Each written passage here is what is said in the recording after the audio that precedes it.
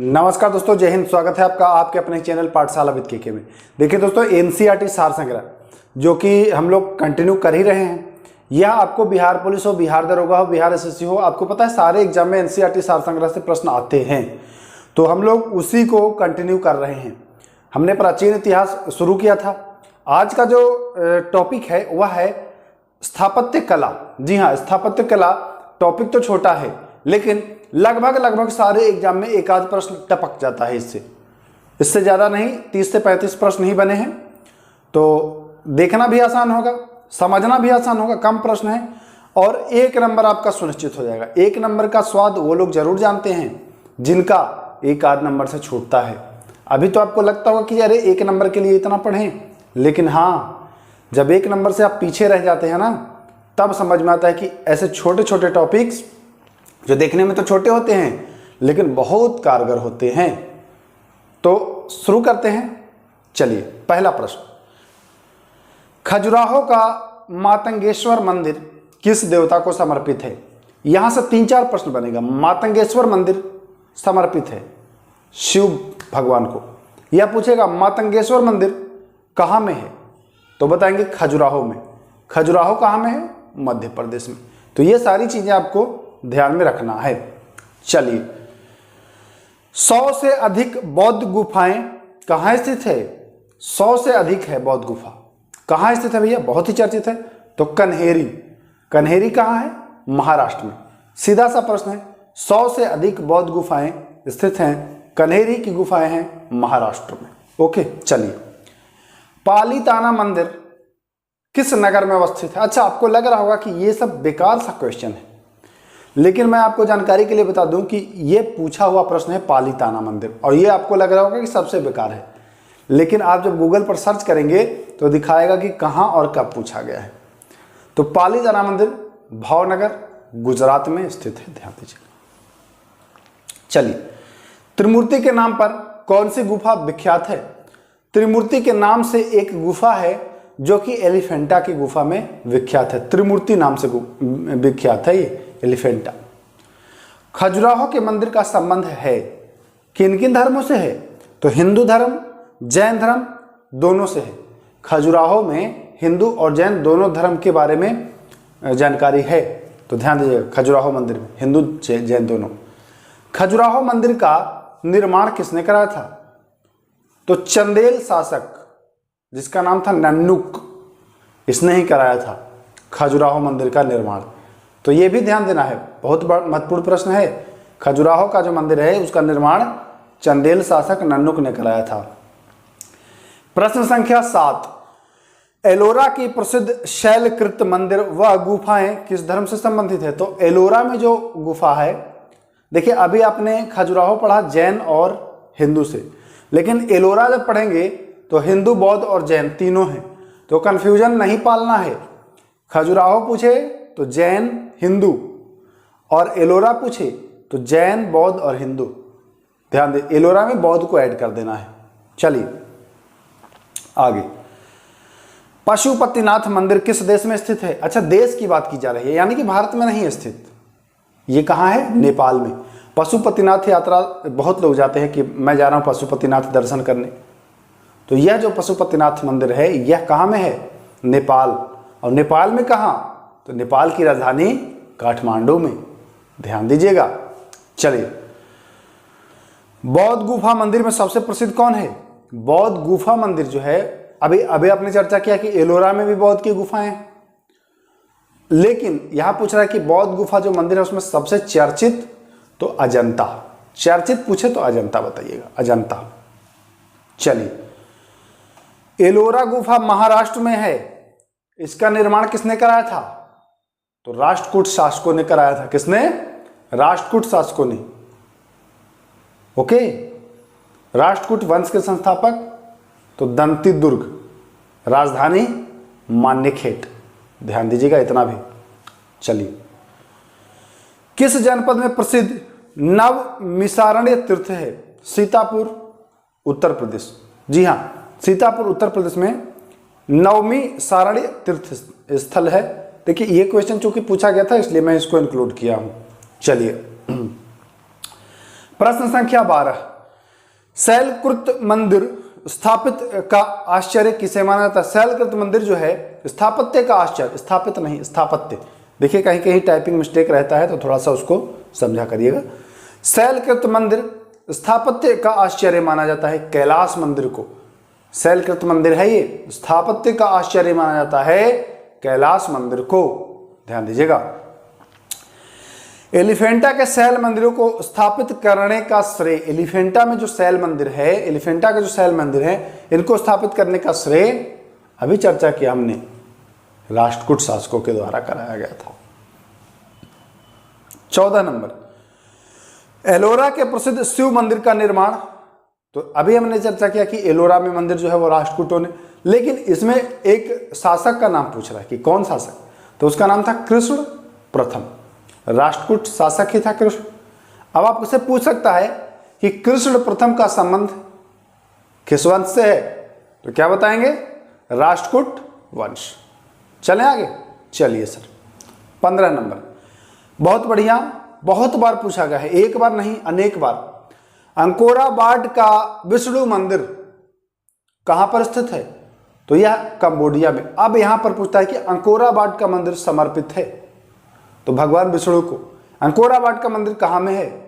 Cambodia में। तो ये चीजें ध्यान रखना है आपको। किस धर्म को राष्ट्रकूटों का संरक्षण प्राप्त था? तो जैन धर्म को विशेष संरक्षण प्राप्त था राष्ट्रकूटों का, तो यह भी ध्यान देना है, जैन धर्म का विशेष संरक्षण प्राप्त था उन्हें। चलिए, कोणार्क सूर्य मंदिर का निर्माण किस शासक ने कराया है? जो कोणार्क में सूर्य मंदिर है उसका निर्माण नरसिंह देव बर्मन, जी हां, नरसिंह देव बर्मन ने कराया है। ध्यान देंगे, कोणार्क सूर्य मंदिर नरसिंह देव बर्मन। ओके, चलिए। काला पैगोडा या ब्लैक पैगोडा के नाम से जाना जाता है, तो काला पैगोडा या ब्लैक पैगोडा के नाम से इसे ही जाना जाता है जिसको नरसिंह देव बर्मन ने बनवाया था। उड़ीसा का कोणार्क मंदिर, ब्लैक पैगोडा, काला पैगोडा सब इसी को कहते हैं। कोणार्क का सूर्य मंदिर उड़ीसा में है। मोढेरा में भी एक सूर्य मंदिर है, और यह मोढेरा कहाँ में है? यह गुजरात में है।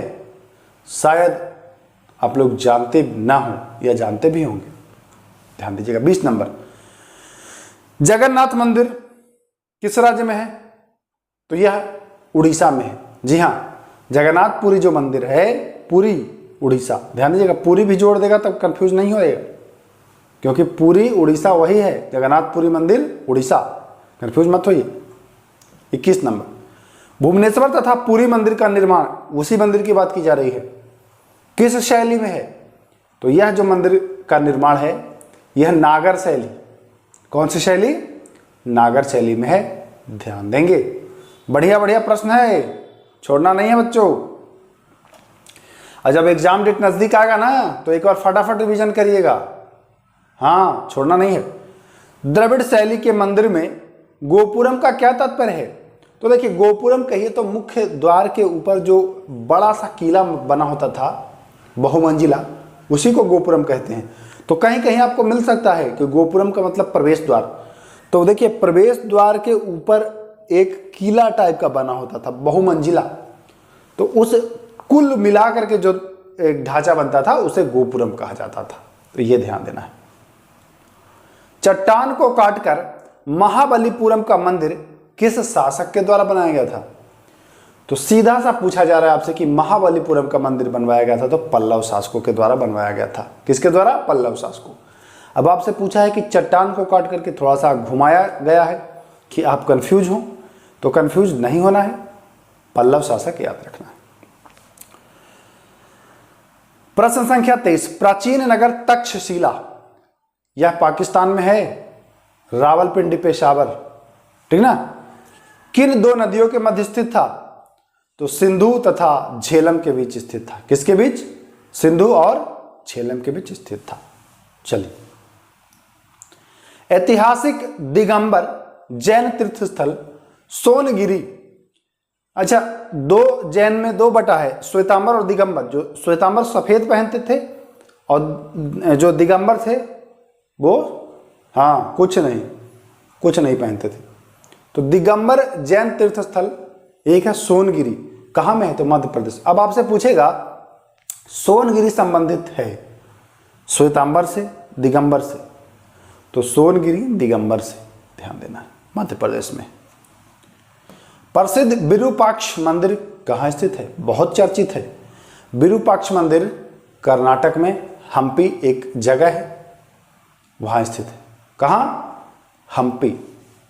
ध्यान देना है, बहुत महत्वपूर्ण प्रश्न है। विरूपाक्ष मंदिर हम्पी, एक दो बार देखिएगा आपको याद हो जाएगा। इसका पीडीएफ भी मैं दे दूंगा टेलीग्राम पर। पीडीएफ अगर चाहिए तो टेलीग्राम से जुड़ जाइए। टेलीग्राम पर बिना किसी सहयोग राशि के, यानी कि निःशुल्क आपको पीडीएफ उपलब्ध कराता हूं। ओके, तो चलिए, भारत के संस्कृति इतिहास के संदर्भ में पंचायतन शब्द का अर्थ है, या पंचायतन शब्द निर्देश करता है। तो पंचायतन है मंदिर रचना शैली। पंचायतन का संबंध, पंचायत मत समझिएगा कि पंचायत, मंदिर निर्माण या मंदिर रचना शैली है पंचायत। 28 गंगईकोंड चोलपुरम, गंगईकोंड चोलपुरम के मंदिर का निर्माण किसने कराया था? तो राजेंद्र चोल। राजेंद्र चोल ने गंगईकोंड चोलपुरम मंदिर का निर्माण कराया है। ध्यान दीजिएगा, बढ़िया प्रश्न बनेगा। प्रश्न संख्या 29 राजराज चोल द्वारा निर्मित बृहदेश्वर मंदिर किस शैली का है? द्रविड़ शैली। अब आपसे यहां से पूछा जाए बृहदेश्वर मंदिर का निर्माण किसने कराया था, अब पूछा जाता है एग्जाम में, तो क्या बताएंगे? राजराज चोल। गंगईकोंड चोलपुरम तो राजेंद्र चोल। और अगर पूछे आपसे बृहदेश्वर मंदिर तो राजराज चोल। ओके, और इसका किस शैली में है? तो द्रविड़ शैली में है। बोरोबुदुर प्रख्यात स्तूप, बोरोबुदुर प्रख्यात स्तूप कहाँ स्थित है? तो इंडोनेशिया के जावा द्वीप पर। कहाँ स्थित है? जावा द्वीप पर स्तूप है। तो आपको पता होगा कि बौद्ध से संबंधित है। तो बोरोबुदुर अगर पूछे कि यह मंदिर, तो बताएंगे बौद्धों से संबंध है। और यह कहाँ है? तो जावा द्वीप। और जावा द्वीप कहाँ है? इंडोनेशिया में। सीधा सा प्रश्न, बोरोबुदुर का मंदिर इंडोनेशिया। ओके, चलिए, जैन धर्म का प्रसिद्ध मंदिर कौन सा है? तो जैन धर्म का प्रसिद्ध मंदिर दिलवाड़ा का मंदिर राजस्थान में है। दिलवाड़ा का जैन मंदिर जो है माउंट आबू पर स्थित है, और यह बिमल शाह के द्वारा बनाया गया है। जिला पूछे तो राजस्थान के सिरोही जिला, ठीक ना। दिलवाड़ा का जैन मंदिर माउंट आबू पर बिमल शाह के द्वारा बनाया गया है। अगर आपसे जिला पूछे तो बताएंगे सिरोही जिला। राज्य पूछे तो बताएंगे राजस्थान। तो 31 ही प्रश्न थे, हाँ इतने ही प्रश्न थे। स्थापत्य कला से इतने ही प्रश्न थे जो कि महत्वपूर्ण थे। इसमें से लगभग 10 से 11 प्रश्न पूछ दिए गए हैं, छोटे छोटे। अच्छा, पूछा तो लगभग सभी गया होगा, लेकिन जो महत्वपूर्ण एग्जाम है जिसकी हम लोग आप लोग तैयारी करते हैं, कुछ ऐसे एग्जाम हैं जिसकी सभी लोग तैयारी नहीं करते हैं, तो उसकी छोड़ करके बाकी, जैसे कहने का मतलब है कि Bihar police, Bihar SSC, UP police, UP SI, Bihar SI, इन तमाम एग्जाम में, एसएससी, इन तमाम एग्जाम में ये सब 10 से 12 प्रश्न पूछे गए हैं जो चर्चित हैं। उसके अलावा जो क्वेश्चंस हैं वो और भी चर्चित हैं, क्योंकि जो पूछा गया है वो तो पूछा ही गया है, जो नहीं पूछा गया है वो पूछे जाने की संभावना है, तो इसलिए उसको इग्नोर नहीं करना है। तो 31 प्रश्न थे, इनको आपने देखा। अगर इसका पीडीएफ चाहिए तो पीडीएफ हमारे टेलीग्राम ग्रुप से ले सकते हैं। टेलीग्राम पर कैसे ज्वाइन करना है, वीडियो के डिस्क्रिप्शन में लिंक है, वहां से टेलीग्राम ज्वाइन करिए और पीडीएफ लीजिए। एक बार मैं और आपको बता दूं कि अगर बिहार पुलिस की तैयारी 21,391 की तैयारी में लगे हैं और कहीं कुछ नहीं मिल रहा है आपको, तो हमारे चैनल पर स्वागत है। मेरा वीडियो देखिए जा करके, वो वाला जिसमें मैं बिहार पुलिस के लिए कौन सी बुक पढ़ना है ये बताया हूँ, उन बुक्स को आप पढ़ लीजिए, और उसके बाद जितने क्लासेस करा रहा हूँ उन सबको कर लीजिए। मैं यकीन दिला रहा हूँ बच्चों कि अन्य छात्र से आप 8 से 10 नंबर आगे रहेंगे, क्योंकि एक सटीक रणनीति से मैं आपको क्लास दे रहा हूँ, प्रैक्टिस सेट दे रहा हूँ, सब्जेक्ट वाइज क्वेश्चंस करा रहा हूँ, प्रीवियस ईयर करा रहा हूँ, है ना, एनसीईआरटी सार करा रहा हूँ, तो ये सब कुछ मैं करा रहा हूँ। उसके अलावा मैं आपको ल्यूसेंट क्राउन जो भी आप पढ़ रहे हैं उसको 2 बार 3 बार रिवीजन करना, ये बता रहा हूँ। तो अगर इन सब चीज़ों को करेंगे तो फ़ायदा ही होगा, नुकसान नहीं होगा।